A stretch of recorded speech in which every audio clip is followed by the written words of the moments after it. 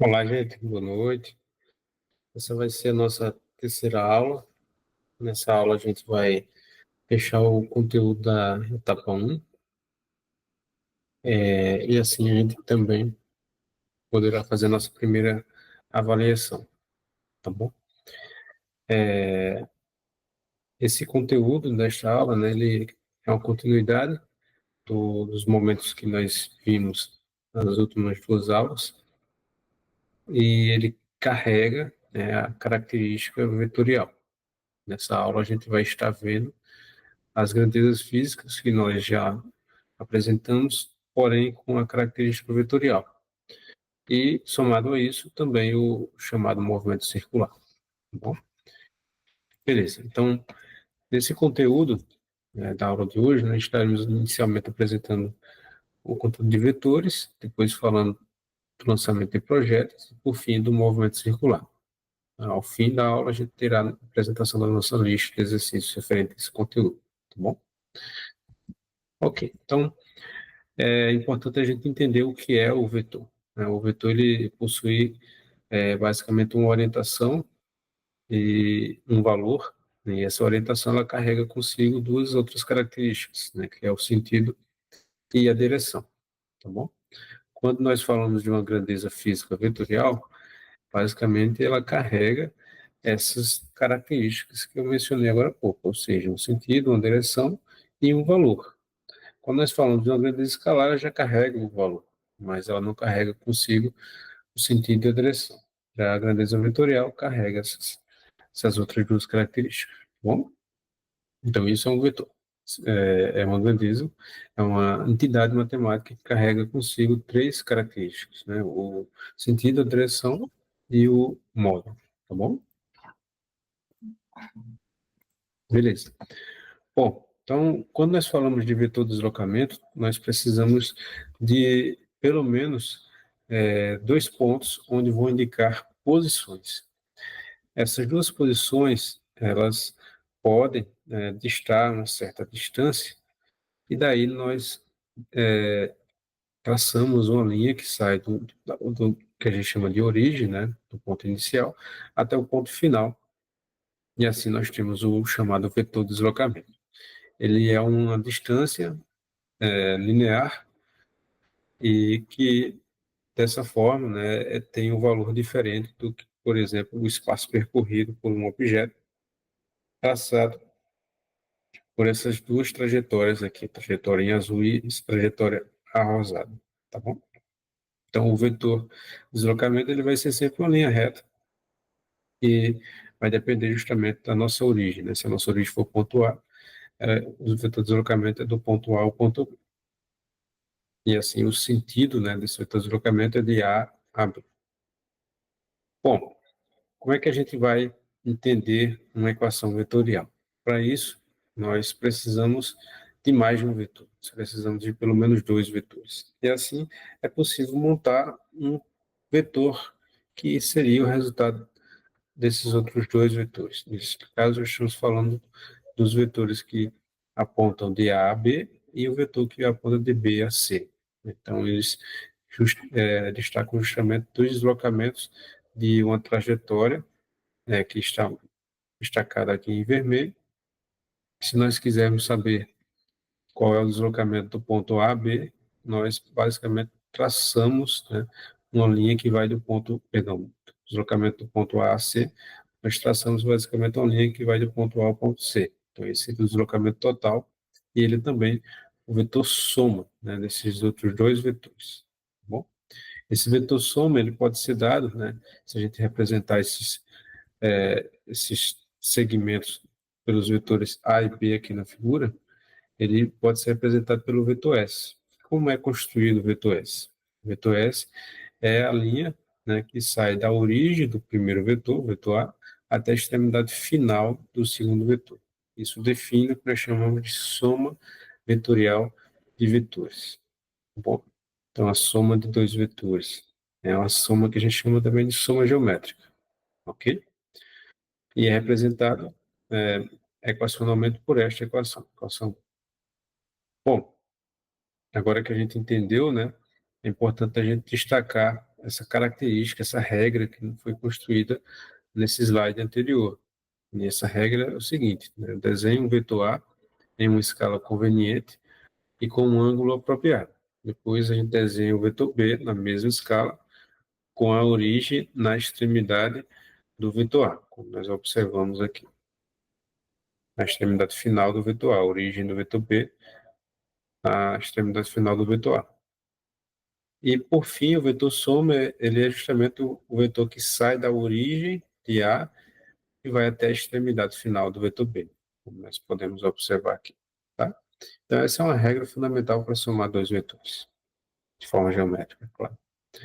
Bom, agora que a gente entendeu um pouco de como somar dois vetores, é importante a gente entender como a gente destaca esses vetores em um plano inclinado, perdão, em um sistema de eixos cartesianos, ou seja, nosso sistema XY. Então, para fazer isso, basicamente a gente precisa entender que esse vetor ele faz um certo ângulo, né, com a horizontal. Então, o primeiro passo é a gente entender que esse vetor ele pode, né, ser deslocado para a origem, né? Aqui isso não foi feito ainda, mas a gente pode estar fazendo isso, ou seja, deslocar o vetor A para a origem. E assim a gente vai ter uma projeção no eixo Y, que é o nosso AY aqui, e uma projeção no eixo X, que é o nosso AX, tá bom? Então, essas duas componentes, elas são as componentes X e Y do vetor A. Como determinar essas componentes? Para isso, a gente usa essas equações. Tá? Elas são as equações que determinam as componentes do vetor A, tá bom? Que, no final das contas, resulta em um triângulo retângulo. Esse triângulo retângulo nos possibilita encontrar tanto o módulo do vetor A, como também esse ângulo θ. E como é feito isso? Através dessas duas equações aqui. Bom, então, basicamente, a gente aplica o teorema de Pitágoras nesse triângulo e é também possível, né, usar a relação trigonométrica da tangente para encontrar o ângulo θ. Bom, então, através do teorema de Pitágoras, nós encontramos o módulo do vetor A e através da relação trigonométrica da tangente, nós encontramos o ângulo θ entre o vetor e a horizontal. Tá ok? Bom, aqui eu trago um pequeno exemplo que mostra, no caso aí, que fala, né, sobre um avião que decola de um aeroporto e ele é avistado mais tarde a 215 quilômetros de distância. Tem um curso que faz um ângulo de 22 graus a leste do norte. Como vocês podem observar, a figura que a gente vai pensar em montar é essa daqui. Tá? Então, ele está a essa distância, 215 quilômetros, e ele faz, no caso, um ângulo de 22 graus em relação a leste do norte, que é justamente essa linha aqui vertical. Bom, e aí a pergunta é a seguinte: a que distância a leste e ao norte do aeroporto está o avião do momento em que é avistado? Perceber o seguinte: aqui a gente tem, no caso, a distância, né, em relação à vertical e em relação à horizontal, que vai representar justamente nosso norte, nosso leste. Então, para que a gente chegue nesse cálculo, a gente precisa determinar esse ângulo θ. Ele é justamente o ângulo, né, do vetor deslocamento em relação à horizontal, tá bom? Então, nesse caso aí, a gente vai usar as relações trigonométricas, mas antes a gente vai precisar utilizar esse ângulo encontrar esse ângulo sabendo que esse ângulo θ somado ao 22 graus é igual a 90 graus. A gente pode observar aqui na figura. Bom, θ mais 22 dá 90. E assim, usando as relações apresentadas na equação 2, certo? Nós podemos encontrar a componente aí, no caso, em relação a leste, no caso seria aí 80 quilômetros, 81 quilômetros, tá bom? E a componente em relação ao norte é justamente aí o 215 sendo de 68 graus, que dá aproximadamente 100 quilômetros. E assim a gente consegue resolver o problema. Bom, então tudo isso remonta-se nessa figura, tá bom? Representada aqui nesse slide. Dando continuidade, a gente vai falar agora do lançamento de objetos, né? Mais propriamente sobre o movimento balístico. No movimento balístico, é lançado um objeto fazendo um certo ângulo θ, vai chamar θ zero, em relação ao horizontal. Após o lançamento, esse objeto tende a realizar o que nós chamamos de movimento balístico, que é basicamente um movimento parabólico também. Neste sentido, o objeto tende a adquirir uma velocidade na vertical e uma velocidade na horizontal. Na vertical, esse objeto, ele inicialmente diminui sua velocidade até alcançar a altura máxima e depois ele começa a aumentar a velocidade, tendo assim um movimento uniformemente variado. Porém, na horizontal, para a perspectiva do observador, esse objeto tem que ter um movimento uniforme, ou seja, não varia a velocidade. Então, na prática, a gente tem o objeto sendo lançado, então, na vertical, ele vai diminuindo sua velocidade, tem uma velocidade inicial, ele vai diminuindo, e ele tem uma velocidade na horizontal que tende a se manter constante para, no caso, o observador. E aí, na prática, a gente tem essa decomposição do vetor velocidade, ou seja, o componente em y e o componente em x, onde o nosso ângulo de lançamento é o θ zero. À medida que o tempo vai passando, esse objeto ele vai adquirindo uma velocidade, até o ponto máximo ele vai estar adquirindo uma velocidade zero, e continua com a velocidade horizontal constante. Nós podemos observar aqui nessa quarta figura. Na continuidade, ele chega na altura máxima, ele vai chegar na velocidade igual a zero, mantendo, né, a velocidade constante em x, certo? Essas duas figuras mostram isso. E aí, na continuidade, o objeto vai começar a descer, mantendo a velocidade constante em x, mas começando a adquirir maior velocidade em y, até chegar ao chão com a velocidade terminal máxima de queda. E, claro, né, com a velocidade x ainda constante. Assim, ele vai ter também um ângulo θ de queda. Okay? Bom, isso finaliza a análise do movimento. Com isso, existem várias equações que podem ser usadas para solucionar a física desse problema.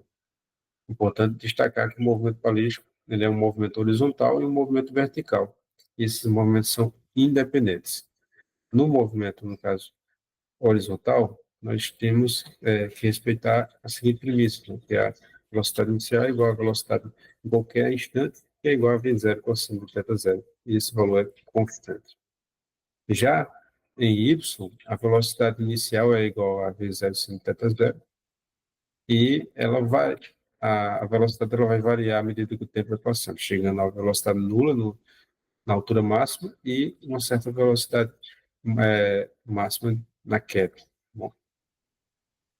Bom, na sequência a gente vai mostrar como se apresentam os movimentos tanto na horizontal como na vertical. Na horizontal, usando a equação 4, nós temos basicamente um movimento uniforme, né, dado aqui pela equação 6. Porém, na vertical, usando as equações que foram apresentadas já anteriormente na, no, em outras aulas, nós percebemos, né, que o movimento vertical ele é governado pela equação 7. Daqui nós adotamos o dispositivo do movimento para cima, por isso faz-se aceleração igual a menos g. Bom. Temos também aqui o menos g presente nas equações 8 e 9. Nós temos aqui a função horária da velocidade, a função horária do espaço, e na equação 9 nós temos a equação de Torricelli para o movimento balístico. Por fim, sobre o alcance, né, se nós fizermos na equação 6 o R, né, o alcance igual a x menos x0, assim como no caso fizermos, né, lá no momento de queda y menos y0, uma vez que o objeto está no chão, né, ou seja, na mesma altitude de que ele foi lançado, zero, nós temos assim, e usando a equação 7, esse resultado. Tá? A equação 6 é este e este resultado. Como consequência, a gente isolar o tempo aqui nesta equação e substituir nessa, né, e assim, no caso, isolar o R, nós podemos encontrar esta equação. Porém, se a gente usa essa identidade trigonométrica, essa equação ainda pode ser resumida na equação 10. E, por sua vez, quando nós tivermos o θ0 igual a 45 graus, o alcance vai ser o máximo possível. Bom, beleza. Agora vamos tentar fazer um exemplo, mas antes, queria mostrar para vocês a simulação sobre o lançamento de objetos. Bom, então aqui no caso a gente tem o simulador, o FET, que nos permite fazer várias simulações, entre elas as simulações de lançamento. Aqui eu selecionei, no caso, a trajetória, selecionei o ângulo, selecionei a velocidade, selecionei também a medida de tempo. Estou, no caso, aqui com a seleção de lançar uma bolinha, tá bom?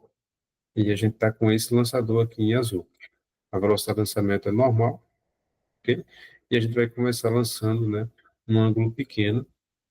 E aí a ideia é vocês perceberem que à medida que a gente vai aumentando, chegando perto de 45 graus, a gente vai tendo um alcance grande. E também, à medida que a gente vai aumentando o ângulo, assim como também é possível aumentar a velocidade, a gente também tem resultados interessantes em relação à altura. Tá bom? Então, o primeiro teste, que a gente já observa, no caso, né, os 50 metros, se a gente aumenta o ângulo,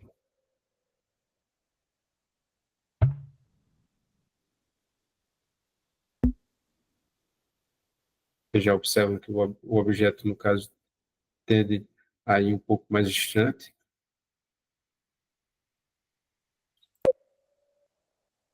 mas quando a gente lançar em 60 graus, a premissa, né, que a gente, veja, aqui a gente tem um ângulo, né, de 45 graus, que seria o alcance máximo.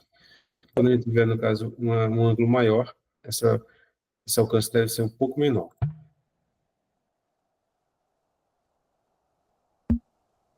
como vocês puderam observar.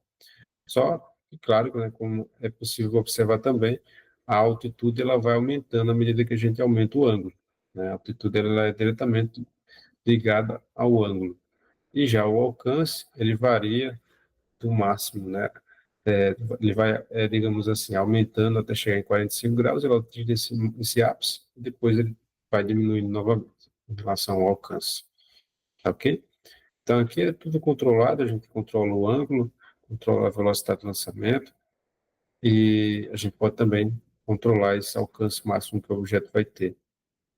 Ok? Então, é um aplicativo maravilhoso aí que vocês podem simular bastante física sobre não só o lançamento, como outros problemas. Até agora, a gente tem esses dois simuladores sendo usados aí para esses dois tipos de problemas. No caso, o que é de corpos, como a gente viu na aula anterior, e aqui o lançamento. Aqui é o botão onde a gente zera os resultados. Bom, vamos voltar para a aula.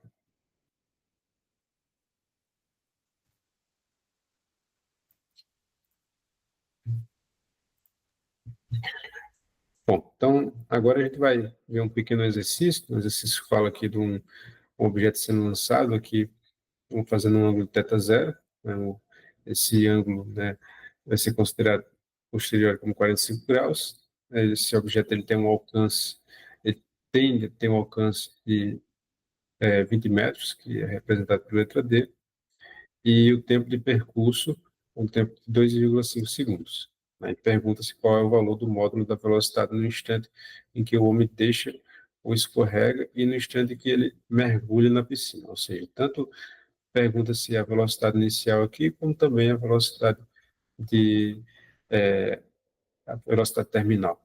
Ok? Bom, para fazer isso, nós precisamos utilizar, né, a equação 6, trocando o x menos x0 por d, tá? Assim como utilizando o nosso θ0 por 45 graus e o instante 2,5. Então, quando nós isolamos aqui nesta equação a velocidade inicial, nós conseguimos encontrar 8 raios de 2 metros por segundo. Então, já que a gente sabe, né, a velocidade final na horizontal, por quê? Porque a velocidade em x ela não muda, ela é constante, e ela é possível encontrar, uma vez que a gente sabe, né, que Vx é igual a V0x, que é igual a V0 cosseno de 45 graus, e nós conseguimos demonstrar facilmente como 8 metros. Então, aqui a gente está usando aqui a gravidade, a gente vai usar a gravidade como 10 metros por segundo ao quadrado. Tá? Bom, uma vez que a gente sabe quem é o nosso Vx, nós podemos, assim, encontrar nosso Vy, tá? Que é igual a velocidade inicial em y menos a gravidade vezes o tempo. Então, fazendo as devidas substituições, nós conseguimos encontrar como menos 17 metros por segundo.